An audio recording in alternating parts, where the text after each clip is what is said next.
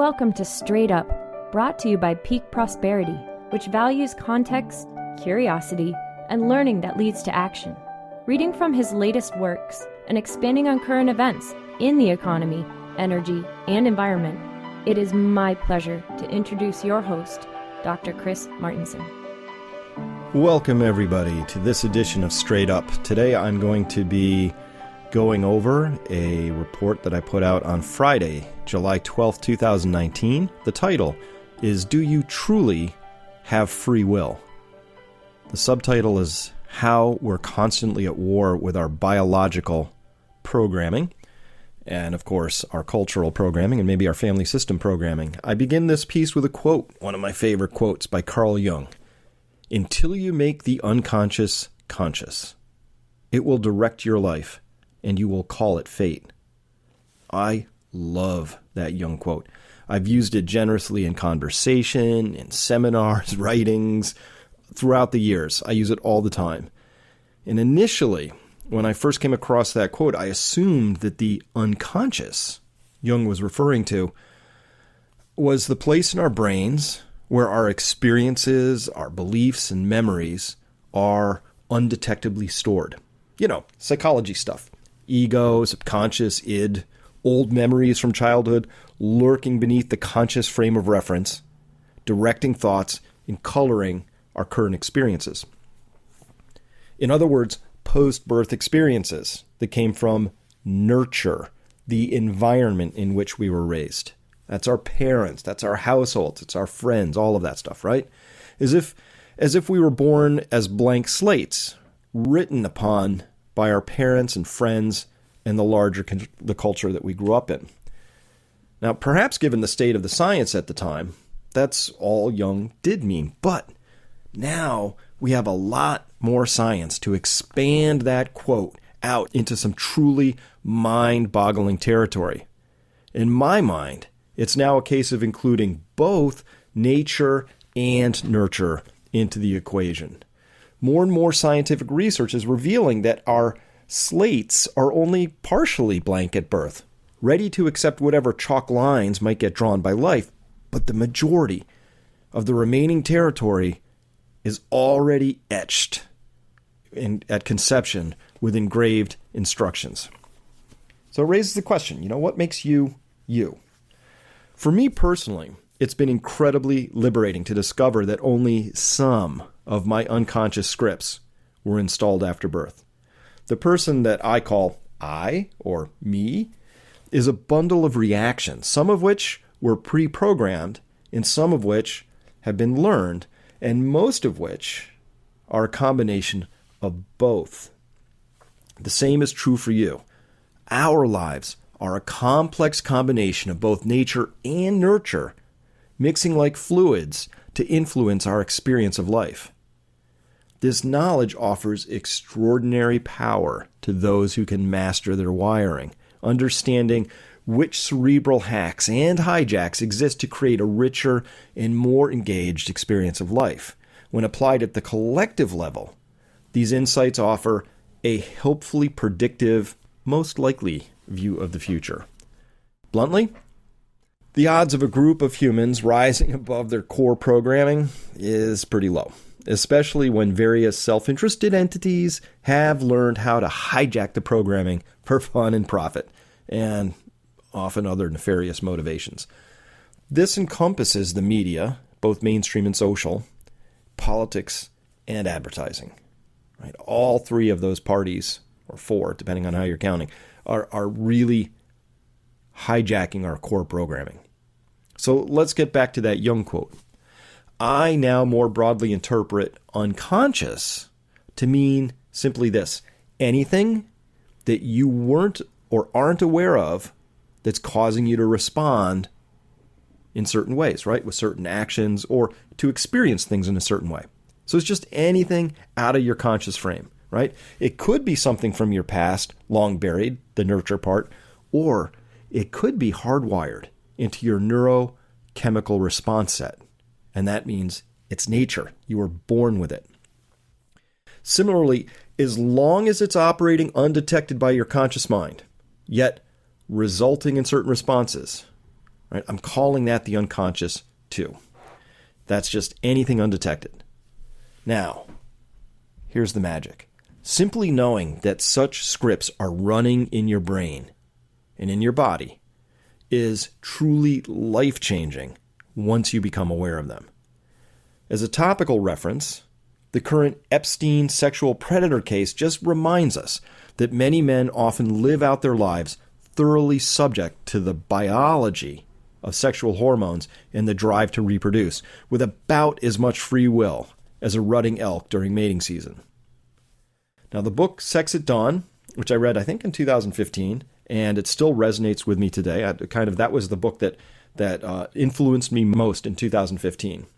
That book, Sex at Dawn, it presents a number of science-based examples of the role of our genes in directing our behaviors and in shaping our experiences. In one famous experiment in the book, men wore T-shirts for 3 days. They took them off, placed them in Ziploc bags, and then randomly selected women of childbearing age were then asked to unzip the bags, open them up, sniff the contents, and then rate the men's attractiveness from 1 to 10. Now, the rankings were based solely on smell. There was no other information given, except maybe the number on there, number 3. I like 3s. But other than that, it was just the smell. And the women, they all had really very clear preferences. Some smells attracted them, and some repulsed them. The T-shirts were hot or not. And here's where it got really fascinating. The researchers then genotyped both the women and the men. They took their DNA samples, sequenced them, took a look, and they discovered that the women's noses had unerringly selected potential mates. The ones they said that's hot. They selected those potential mates whose specific genetic makeup would yield offspring with particularly robust immune system combinations. Okay, and that was via the MHC typing for you science wonks out there. That's the major histocompatibility complex. Now, using just their sense of smell, the women were able to accurately determine very important information about a potential mate's DNA makeup. I mean, wow, go science, right? It turns out we can tell something about the elemental molecular constituency of the people around us, all the way to decoding an algorithm as ridiculously complex as the combination of two dissimilar immune systems. Well, at least women can. But who knows what else we're going to discover with the passage of time. Easy prediction to make, more and more complexity like this that's astonishing. So the invitation here is to keep just a very open mind and a strong sense of humility for the genius of 3.8 billion years of evolution and for what we humans are going to further decode over the next 100 years. Should we make it that far? That's really the subtext of this particular article. So, free will? Okay, so women can somehow detect better genetic matches using their noses. But where the study got really interesting and made the Jung quote explode in many directions for me is when it further revealed that women who are on birth control pills lose or almost entirely lost this nose DNA detecting superpower.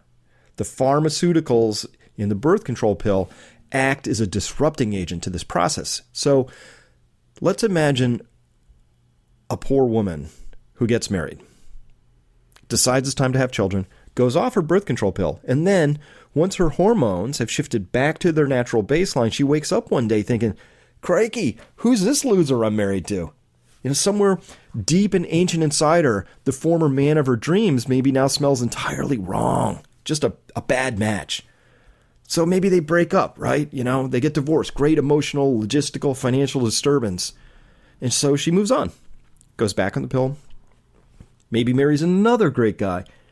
And then sadly repeats this whole process, Because again, after she comes off the pill, the new man, he just smells wrong. Lacking the proper frame for what's happening, she probably manufactures all sorts of stories to match the experiences she's having, right? He's a bad provider. He doesn't share my interests. He doesn't speak my love language. He has bad hygiene. There's just some story that says, not this guy, right? The unconscious operation that's running, however, is actually none of those things. It's none of those stories. It's that this dude is a bad genetic match, and her biological hardware, which was blocked from operating earlier correctly by the pill, has now finally been able to detect that. And perhaps after the second failure, this woman comes to the conclusion that her luck is bad, right? Fate has ruled against her. She's cursed in some way, destined to fail at love. But it wasn't fate at all. Rather, it was a biological response generated from the root code of her mammalian programming, unseen and undetected. The unconscious had not been made conscious. It had directed her life. She'd called it fate. Had she known about the effect of birth control pills on mate selection and been properly instructed in that feature by her doctor at the time of first going on the pills, she would have been in a position to know to go off the pill while dating a potentially serious mate to determine if that changed how she felt about the situation. It was only because she and her partners were unaware of the silent biological genetic script running in the background that so much fate happened to them. Again, the quote is, "Until you make the unconscious conscious, it will direct your life and you will call it fate." There are literally hundreds of studies coming out all the time that reveal the subtle and powerful ways that both our genetics and epigenetics encode all sorts of pre-programmed and even, get this, acquired or learned behaviors into us. And we're learning more all the time. Would it surprise you to learn that evolution had found a way to encode PTSD-inducing experiences into a parent's DNA to pass on to their own offspring and even subsequent generations after that? Well, that has been found and has been proven out in both humans. I've got a couple links here in the article, and in mice. Right? The mouse study is absolutely just fascinating. I've written about it before. Very briefly, it goes like this. I'm going off of the actual article right now. I'm a little off script. So researchers had taken male mice, and they were looking for nose receptors. You can, when you harvest the nose sample from the mice and section it, put it on a histology slide, you can look at different types of receptors, and one of them is the receptor for the cherry scent. It's a very unique receptor. I believe it's dedicated just to the cherry smell. For some reason, evolution said that's an important smell. Other receptors will manage a whole wide variety of smells, but the cherry receptor is kind of unique. So they were looking at, I think initially, if I understand the story correctly, they were looking at upregulation of the cherry receptor. Could you make more of them come out? So they spritzed the cherry scent on these developing male mice as they were growing up, and also shocked them with a pretty unpleasant shock. And the idea was that somehow this cherry scent would become more important. So would the male mice get more, would they develop, express more of these cherry receptors in their nasal tissue? It turned out over time, though, that what they discovered was that these shocks were painful enough that they gave the male mice a little bit of a PTSD experience, to the point that by the end of the experiment, they didn't have to shock them at all. They could just spritz the cherry scent, and the male mice would shake and quiver and otherwise express distress, because the cherry scent had now been linked to the shocks. And to their great surprise, what they found was that behavior response to the cherry scent was passed on to the offspring of those male mice when they bred them. Both the male and female pups of the offspring would have this pre-programmed response to go into an aversion, shaking, panicky sort of a state when they were exposed to the cherry scent. So what this means is that the male mice had an experience. They learned that the cherry scent was a bad thing, and they said, this is important information. I'm going to pass this on. Well, they didn't say that to themselves, but this is what nature's doing.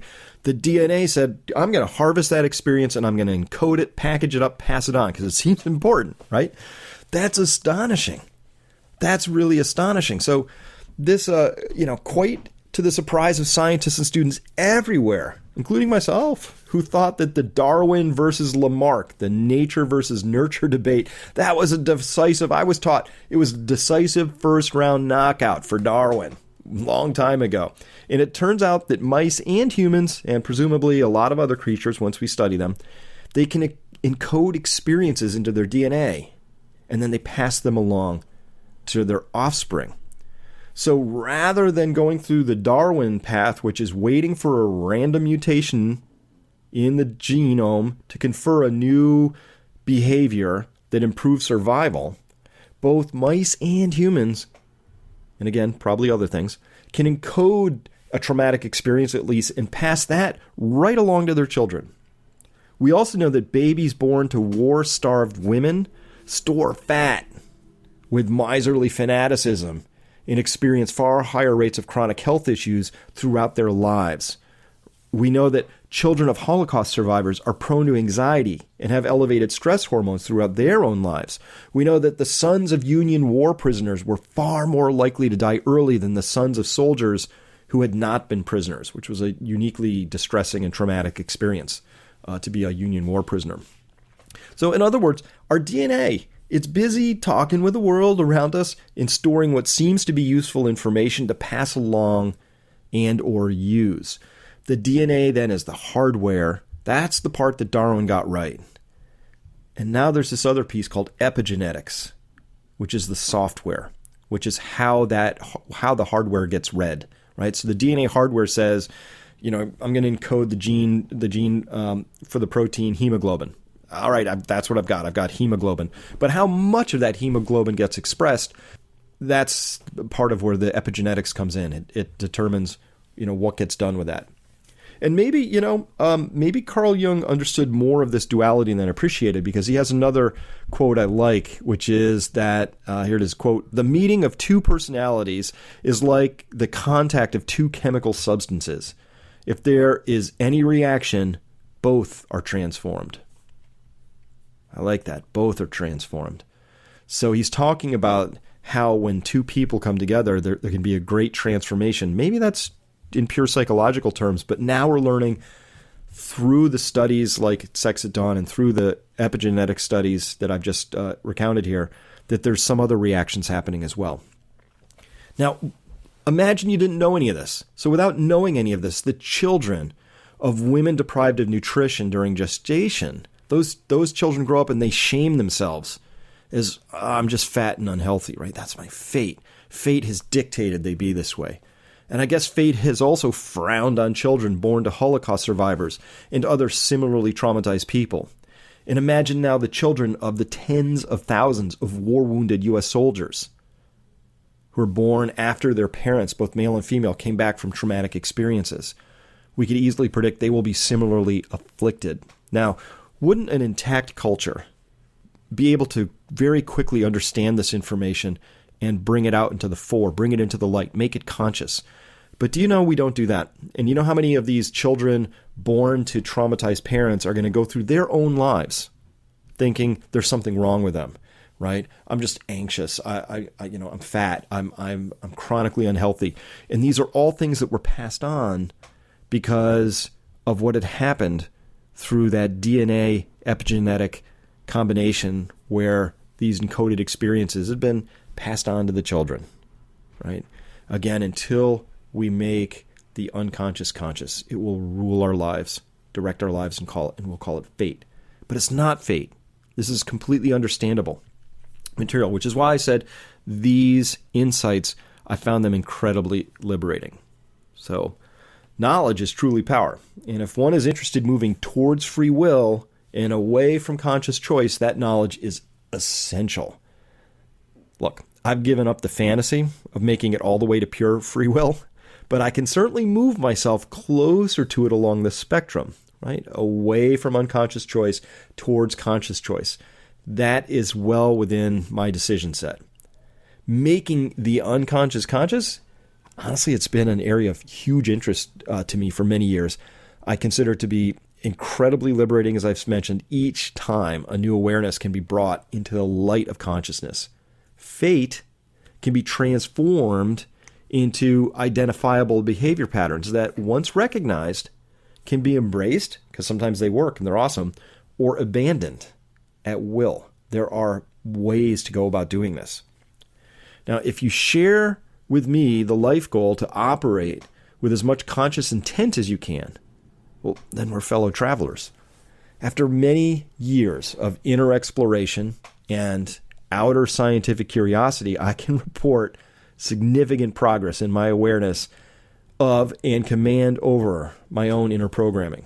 Although, I got to confess, I remain constantly surprised by the many ways I'm still hardwired for stimulus response. An important part of my progress resulted with the discovery that it's possible to partially immunize myself to the dopamine hijacking methods employed by advertisers in social media. In some cases, I've determined that I'm simply unable to resist, that my wiring is fixed, and that they are simply too adept at juicing the pathways. And so my best defense is to limit my exposure. I just don't even, they're too good, right? So I'm currently wrestling with admitting my biological limitations and thinking about giving up my smartphone in favor of reverting to a much more basic flip phone. The reason? That smartphone is just too good at grabbing my attention, whether it's with little trivial pursuits or games or hooked on the next news cycle or wanting to check the markets. I mean, there's just a lot of things in there that grab me. Some of them are important to my business, but if I'm honest about it, a lot of the time it commands from me is not useful, directive, additive in any way to my life.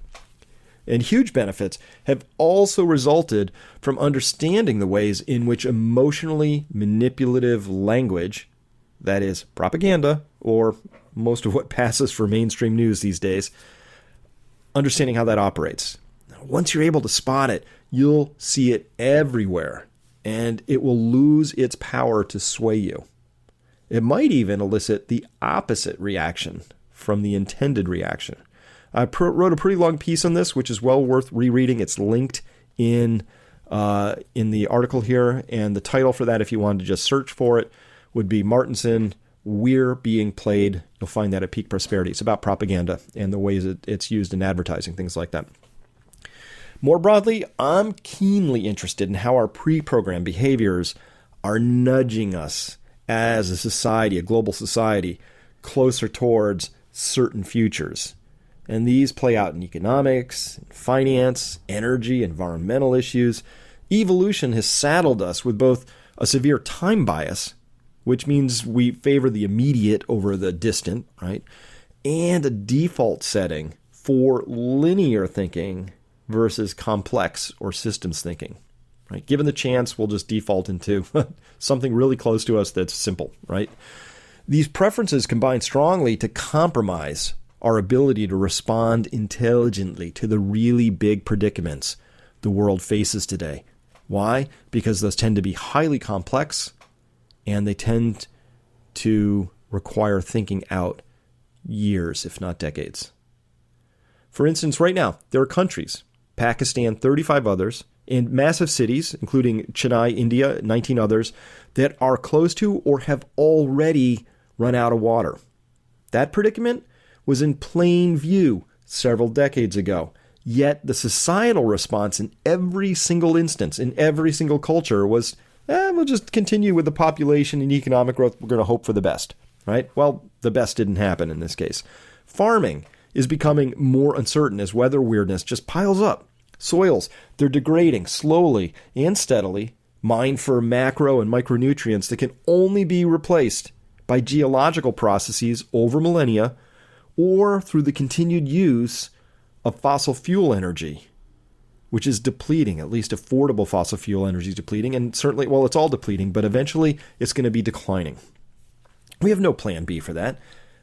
Continuing, global debts are piling up far faster than economic growth, right? That's a math problem, all on its own. But economic growth itself cannot continue as it has for resource-based reasons. But stocks and bonds, they're priced as if none of that were true, right? And perpetual exponential economic growth were assured. You know what? Nobody cares, right? The investors, nobody cares about that stuff. That's long-term. We'll figure something out, right? The Fed has rescued stocks for another few weeks or days or months. Woo! We're good.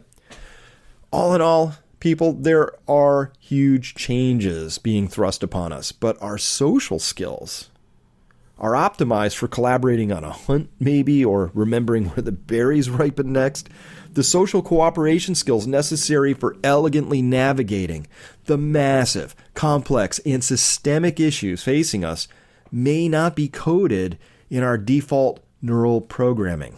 They remain latent, if they exist at all, perhaps requiring, a severe population bottleneck to arise to provide the right epigenetic stresses to turn those genes on. Again, if they exist at all, we don't know. Knowing that we're not well suited to the tasks at hand or the challenges or the complexities at hand, well, that's the first step on the path to recovery and repair. It really is.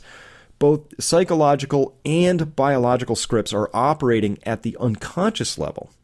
Being aware of and alert to this truth, well, it's a critical, vital early step towards claiming real agency in our own individual lives and hopes even for a collective future.